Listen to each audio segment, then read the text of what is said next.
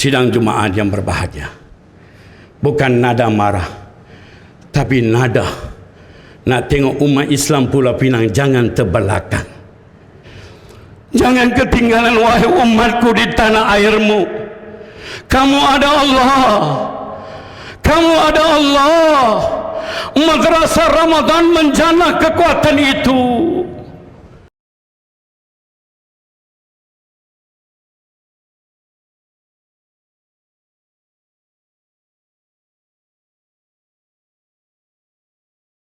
Sidang Jumaat yang berbahagia, wahai tetamu-tetamu Allah yang dikasihi Allah lagi disayangi Nabi, wahai persidangan persaudaraan Islam, saya mengajar diri saya dan saya mengajar tuan-tuan pada tengah hari yang mulia ini, bulan yang mulia ini, dan bakal menerima bulan yang lagi mulia.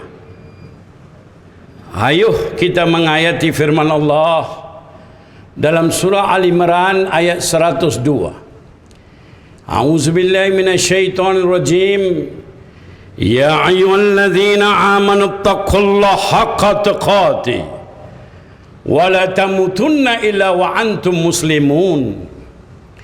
Wahai orang-orang beriman, bertakwalah kalian dengan sebenar-benar takwa, dan janganlah mati melainkan dalam agama Islam. Sidang Jumaat yang berbahagia, seringkali khatib dijadikan kewajipan khatib untuk memperingatkan kalimat takwa. Samban Jumaat bergemar, ittaqillah, bertakwalah kalian. Dan sudah tiba satu bulan yang dinanti-nantikan, bulan yang menyimpan 1001 rahsia, dan satu rahsia bulan Ramadan Al-Mubarak adalah membina insan-insan yang bertakwa. Allah Subhanahu wa taala berfirman dalam surah Al-Baqarah ayat 183. Ya ayyuhalladzina amanu kutiba alaikumus siyam kama kutiba alal ladzina min qablikum la'allakum tattaqun. Wahai orang-orang beriman, diwajibkan ke atas kamu berpuasa sebagaimana diwajibkan ke atas orang-orang sebelum kamu, agar kamu menjadi orang-orang bertakwa. Oh, you believe, prescribe unto you fasting has been before you in order you to attain piety, takwa. Seperti mana khatib memulai setiap khutbah Jumaat, ittaqillah, bertakwalah kalian. Ramadan Al-Mubarak akan menjana melahirkan insan-insan yang bertakwa. Apa itu takwa? Wahai tetamu-tetamu Allah yang dikasihi Allah lagi disayangi Nabi, Sayyidina Umar radhiyallahu anhu bertanya kepada seorang sahabat yang masyhur, Ubay bin Ka'ab radhiyallahu anhu, ya Ubay, apa itu takwa? Maka Ubay bertanya kepada Sayyidina Umar, ya Umar, pernahkah kamu jalan di satu jalan yang ada duri, ada onak? Apa yang kamu akan buat ya Umar? Umar berjawab, ya Ubay, saya akan berhati-hati jalan. Maka jawab Ubay bin Ka'ab, itulah takwa ya Umar, berhati-hati. Ketika ditanya kepada Sayyidina Ali radhiyallahu anhu, apa itu takwa? Sayyidina Ali radhiyallahu anhu memperincikan takwa kepada 4 perkara. Pertama, kata Sayyidina Ali radhiyallahu anhu, maksud takwa adalah takut kepada Allah, ketika berada seorang diri, ataupun takut kepada Allah ketika berada di kalangan manusia.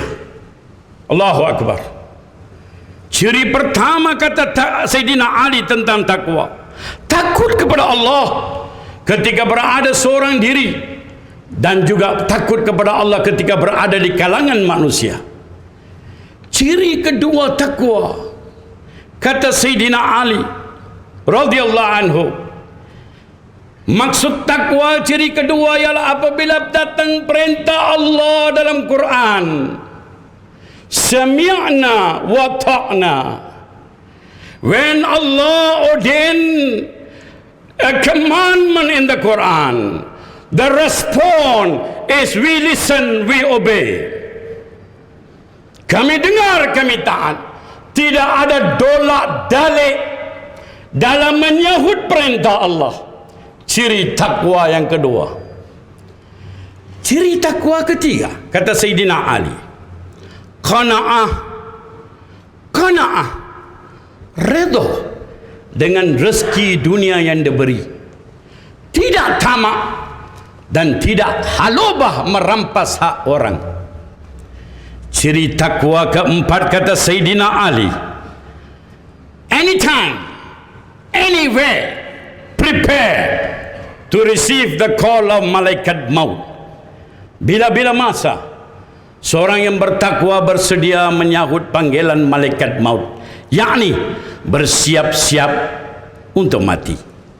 Sidang Jumaat yang berbahagia, wahai tetamu-tetamu Allah yang dikasihi Allah, lagi disayangi Nabi, moga-moga kita diberikan kekuatan untuk memahami definisi takwa yang dibawa oleh Sayyidina Umar Al-Khattab dan Sayyidina Ali radhiyallahu anhu. Hari ini sama ada di masjid, sama ada di pejabat kerajaan, sama ada di kilang, kena ada CCTV. Bila ditanya orang masjid, kenapa pakai CCTV? Jawapan yang diberi, takut pencuri mencuri tabung masjid. Itu seringkali berlaku.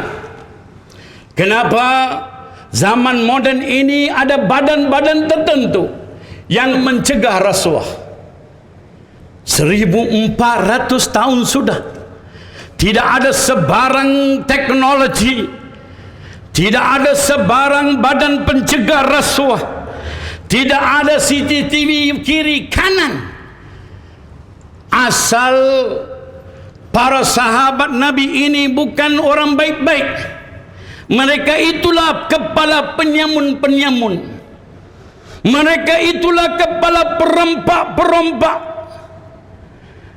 Bila datang Nabi sallallahu alaihi wasallam, di bawah terbiah Nabi, di bawah pendidikan Ramadan al-Mubarak, lahir insan-insan yang diguruni oleh syaitan, disegani oleh malaikat. Ayo kita menitip sirah Rasul dan sirah para sahabat. Satu waktu Sayyidina Umar Amirul Mukminin, pemimpin 1/3 dunia, sedang menguji seorang penggembala kambing yang ada ternakan yang banyak. Umar bertanya kepada seorang penggembala kambing yang tidak dikenali manusia, seorang penggembala kambing yang tidak ada gelaran. Ditanya Umar, berikanlah 1 ekor kambing ini kepada aku. Jawab penggembala kambing, kambing ini ada tuannya, saya tidak boleh memberi. Umar menguji penggembala kambing itu, beritahu tuan kamu, antara ratusan ekor kambing ini salah satu ekor telah dibaham oleh serigala. Apa jawab penggembala kambing yang tak masuk universiti? What did this shepherd told the man? What the response of the shepherd to the prime minister? Apa jawab penggembala kambing kepada Amirul Mukminin? Kalau tuan aku tidak nampak, Apa saya nak jawab kepada Allah Rabbul Jalil Jalaluh? Wahai orang-orang beriman, difardukan kamu berpuasa seperti mana orang dahulu kala, supaya kamu menjadi orang-orang bertakwa seperti pengembala kambing yang tolak rasuah. Sidang jemaah di Merbahagia, sebagai Muslim, what is your result? Sebagai Muslim, apa hasil kita? Tengah hari ini kita tanya, jangan jadi Islam kad pengenalan. Perintah Allah kita tolak, tapi kita cari jalan penyelesaian bagi setiap masalah. Tapi tak jumpa.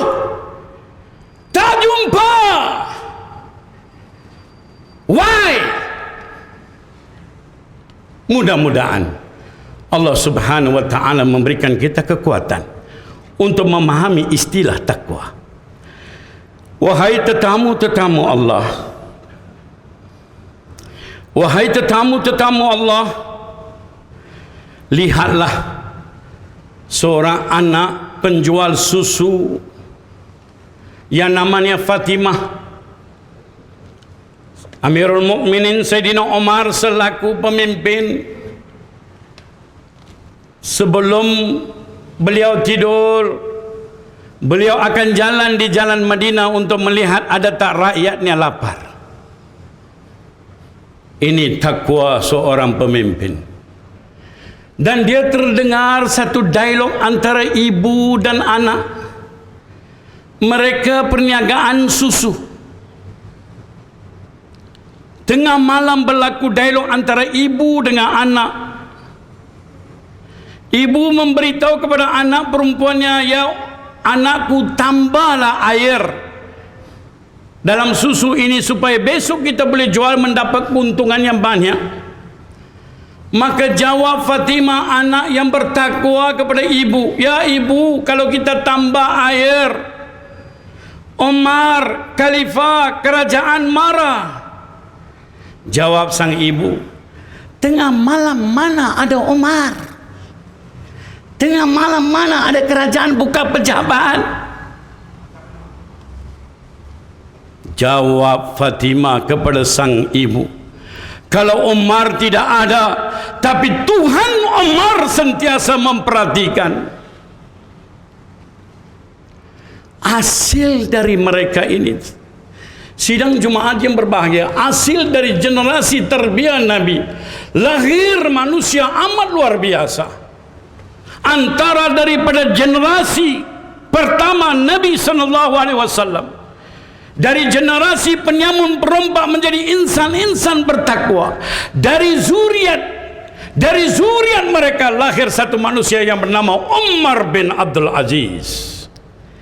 Di zaman pemerintahan Umar bin Abdul Aziz 2 tahun sampai Afrika, tidak ada siapa mau mengambil zakat sebab semuanya telah kaya raya.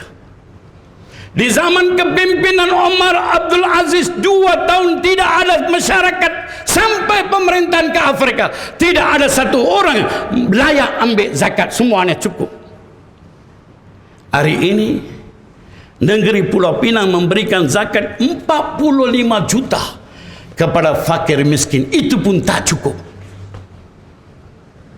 Paham nah sidang Jumaat yang berbahagia? Zaman dulu siapa pun tak layak untuk terima zakat, semua dah okey. Zaman sekarang sila hari bulan Katib pun layak ambil zakat. Itu nasib kita. Apa dia hasil takwa? Ini kena ada dalam kamu setiap orang yang beriman. Sidang Jumaat yang berbahagia, saya rayu kepada umat Islam Pulau Pinang. Saya rayu dengan air mata kepada Pulau Pinang punya orang Islam. Berjiwa besarlah untuk agama. Berjiwa besarlah untuk umat Islam. Hasil takwa. Allah Subhanahu wa ta'ala berfirman dalam surah Talaq ayat 2. Wa may yattaqillaha yaj'al lahu makhraja wa yarzuquhu min haitsu la yahtasib. Wa may yatawakkal 'ala Allahi fa huwa hasbuh. Innallaha balighu amri qad ja'ala Allahu likulli syai'in qadara. Barang siapa yang bertakwa kepada Allah, nescaya dia akan mengadakan baginya jalan keluar bagi setiap masalah, dan dia memberi rezeki dari arah yang tidak disangka-sangkanya. Barang siapa yang bertakwa kepada Allah, barang siapa yang bertawakal kepada Allah, nescaya Allah akan mencukupkan keperluannya. Ini satu rahsia yang tidak diajar di dalam Deccan Economy University. This verse is not taught in any faculty of economy of the world, except in the faculty of Muhammad ibn Abdullah. Wa may yattaqillaha yaj'al lahu makhraja. Barang siapa yang bertakwa, kami akan keluarkan dari kesempitan hidupnya, kami akan keluarkan dari masalah hidupnya, dan kami akan memberi rezeki dari penjuru-penjuru dia tidak tahu. Ini kekuatan umat Islam, wahai sidang Jumaat yang berbahagia. Jangan dok bagi ceramah kat saya kalau tak rasuah tak boleh maju. Tak main tikam ekor kita tak boleh kaya.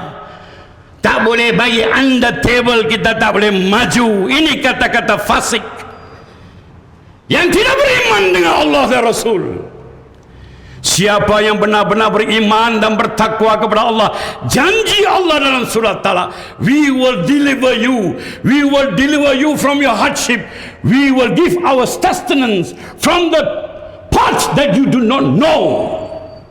Kami akan memberi rezeki dari penjuru-penjuru yang kamu tidak tahu. Berimanlah dengan ayat ini, saudara, sekurang-kurangnya. Kalau Cina di negeri Pulau Pinang boleh membina empire, bangunan-bangunan besar untuk mereka tinggal, mereka yang tidak beriman dengan Tuhan, mereka hidup kaya raya. Kenapa yang kita beriman tak boleh hidup maju dan bahagia? Wahai janji Allah, wahai janji Allah, kalau kamu takwa, kami bagi rezeki. Sebab cara kita fikir, cara kita belajar agama, kita belajar agama tak kena gaya minta maaf. Saya belajar agama, saya belajar Quran, semakin bersemangat, semakin berkeyakinan bahwa Allah sebaik-baik wakil. Sidang Jumaat yang berbahagia, bukan nada marah, tapi nada nak tengok umat Islam Pulau Pinang jangan terbelakang. Don't left out in your own country.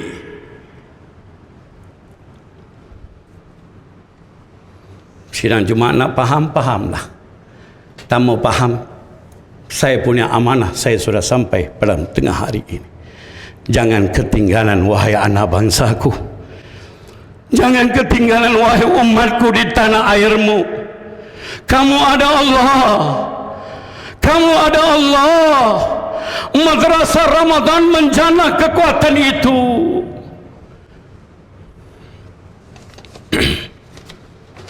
Pada tahun 1976, negara Saudi Arabia yang kering kuantan padang pasir, tidak ada pelancong dan tidak ada orang ingin nak melawat Saudi Arabia. Tapi pada tahun 1976, negara padang pasir ini digelar sebagai negara yang terkaya di dunia. Kenapa? Allah rakam dalam surah Ar-Raf ayat 96. Sekiranya sesebuah penduduk negeri itu beriman dan bertakwa, pastilah kami akan limpahkan kepada mereka barakah dari langit dan bumi. Tetapi barang siapa yang mendustakan ayat-ayat kami, kami siksa mereka atas perbuatan mereka. Satu negara yang tak ada apa, tak ada pokok, tak ada biji timah, tak ada apa nak kata. Tapi negara Saudi Arabia pada tahun 1976 merupakan negara yang terkaya di dunia, sebab Allah kurniakan rezeki di bawah perut bumi Saudi Arabia, pengeluar minyak terbesar dunia. Ini barakah, ini barakah kelahiran Nabi Muhammad sallallahu alaihi wasallam, rahmah Nabi, takwa para sahabat, membina rezeki. Sehingga kan di Madinah hari ini ada bangunan wakaf atas nama Sayyidina Utsman radhiyallahu anhu. Kunci kejayaan seorang individu muslim, kunci kejayaan masyarakat muslim, kunci kejayaan sebuah negara muslim adalah beriman dan bertakwa.